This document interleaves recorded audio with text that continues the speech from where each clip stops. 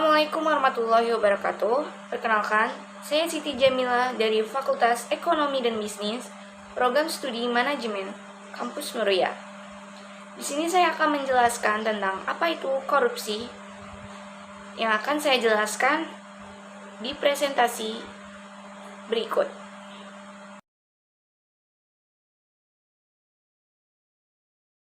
Korupsi dan integritas. Secara umum, pengertian korupsi adalah suatu tindakan penyalahgunaan jabatan atau wewenang yang dilakukan oleh seorang pejabat demi mendapatkan keuntungan pribadi. Sedangkan integritas adalah salah satu bentuk kualitas terpenting yang harus dimiliki oleh seorang pemimpin. Faktor-faktor penyebab korupsi. Faktor internal. Faktor internal terdiri dari sifat tamak atau rakus, tidak puas dengan apa yang telah dicapai, selalu merasa kurang sehingga menyebabkan tindakan korupsi.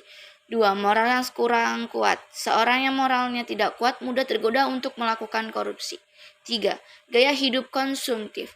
Perilaku konsumtif yang tidak dibarengi dengan pendapatan yang cukup.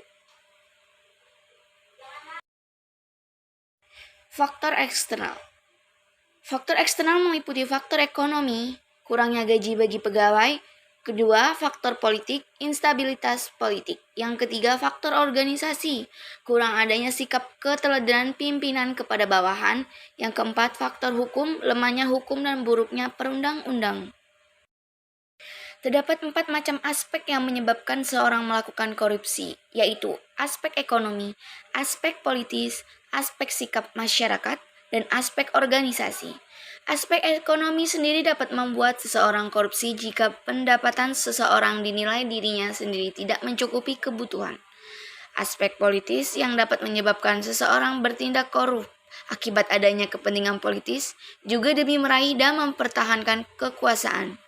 Aspek sikap masyarakat yang dimana nilai-nilai di masyarakat kondusif untuk terjadinya korupsi. Sedangkan aspek organisasi menyebabkan kurang adanya sikap keteladanan.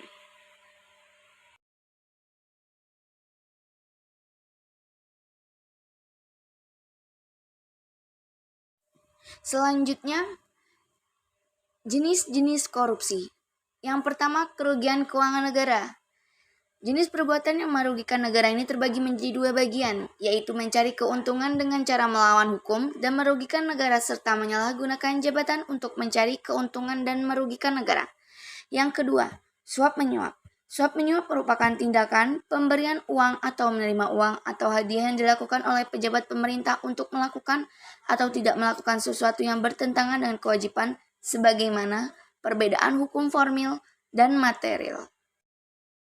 Yang ketiga, penggelapan dalam jabatan. Penyalahgunaan jabatan yakni tindakan seorang pejabat pemerintah dengan kekuasaan yang dimilikinya melakukan penggelapan laporan keuangan, menghilangkan barang bukti atau membiarkan orang lain menghancurkan barang bukti yang bertujuan untuk menguntungkan diri sendiri dengan jalan merugikan negara.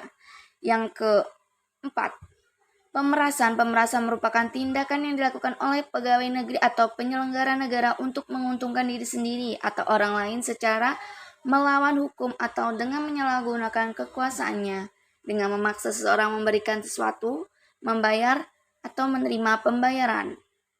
Yang kelima, perbuatan curang. Perbuatan curang yang dimaksud dalam jenis korupsi ini biasanya dilakukan oleh pemborong, pengawas proyek, rekanan TNI atau Polri.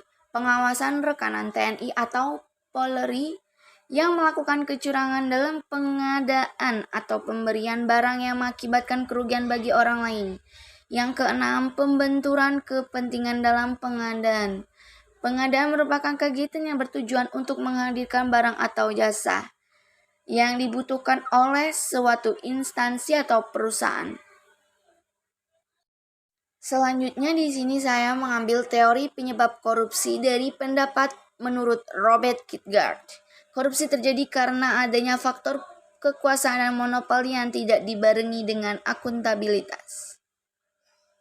Teori ini menyatakan bahwa korupsi merupakan suatu perilaku manusia yang diakibatkan oleh tekanan sosial sehingga menyebabkan pelanggaran norma-norma. Teori ini dikembangkan oleh Emil Durkheim, memandang bahwa watak manusia sebenarnya bersifat pasif dan dikendalikan oleh masyarakatnya. Strategi yang bisa dilakukan untuk memberantas korupsi yaitu 1. Represif. Strategi represif dilakukan dengan cara KPK menyeret koruptor ke pengadilan, membacakan tuntutan, serta menghadirkan para saksi beserta alat bukti yang menguatkan. 2. Perbaikan sistem dalam strategi perbaikan sistem. Yang ketiga, edukasi dan kampanye. Edukasi dan kampanye ini dilakukan sebagai bagian dari pencegahan dan memiliki peran strategi dalam memberantas korupsi.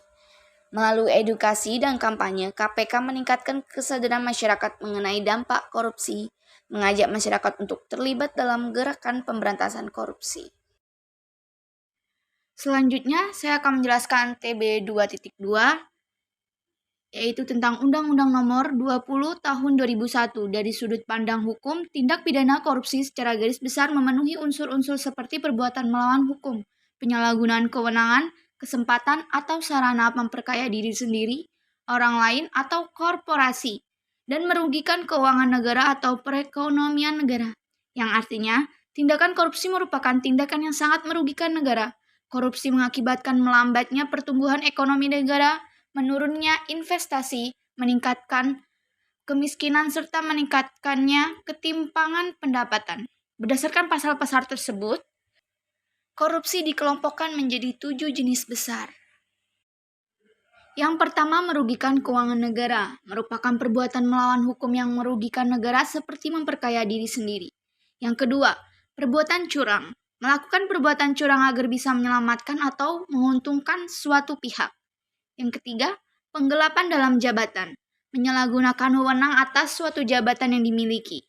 Yang keempat, pemerasan, memaksakan orang lain memberikan suatu atau mempekerjakan suatu untuk dirinya. Yang nomor 5, benturan kepentingan dalam pengadaan, memiliki kepentingan pribadi atas wewenang yang dimiliki sehingga dapat mempengaruhi kinerja. Yang nomor 6, gratifikasi, pemberian uang atau naturan secara cuma-cuma. Yang ketujuh, suap menyuap, pemberian uang atau menerima uang. Selanjutnya saya akan menjelaskan tentang tugas 2.3. Bagaimana cara kita mencegah korupsi? Cara kita mencegah korupsi ada beberapa hal yang harus dilakukannya. Antara lain, memperkuat Dewan Perwakilan Rakyat. Nomor 2-nya, memperkuat Mahkamah Agung dan jajaran peradilan di bawahnya. Yang ketiga, membangun kode etik di sektor publik. Yang keempat, membangun kode etik di sektor parpol. Yang kelima, meneliti sebab-sebab perbuatan korupsi secara berkelanjutan. Nomor 6, menyempurnakan manajemen sumber daya manusia. Yang ketujuh, pengharusan pembuatan perencanaan strategik.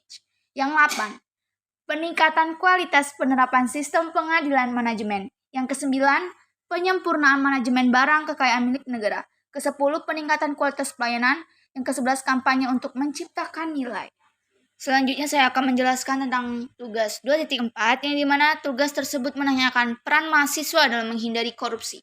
Peran mahasiswa dalam menghindari korupsi itu ada yang berperan dalam pembenahan terhadap diri. Dengan kata lain, mahasiswa harus mendemonstrasikan bahwa diri dan kampusnya harus bersih dan jauh dari perbuatan korupsi. Untuk mewujudkan hal tersebut, upaya pemberantasan korupsi dimulai dari awal masuk perkuliahan. Pada masa ini merupakan masa penerimaan mahasiswa, di mana mahasiswa diharapkan mengkritisi kebijakan internal kampus dan sekaligus melakukan pressure kepada pemerintah agar undang-undang yang mengatur pendidikan tidak memberikan peluang terjadinya korupsi.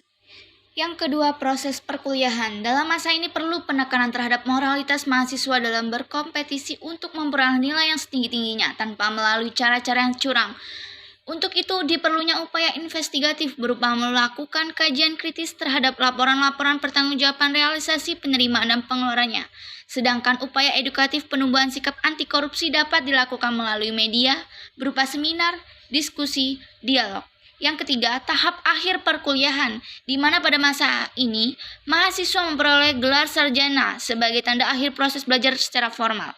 Mahasiswa harus memahami bahwa gelar kesarjanaannya yang diemban memiliki konsekuensi berupa tanggung jawab moral sehingga perlu dihindari.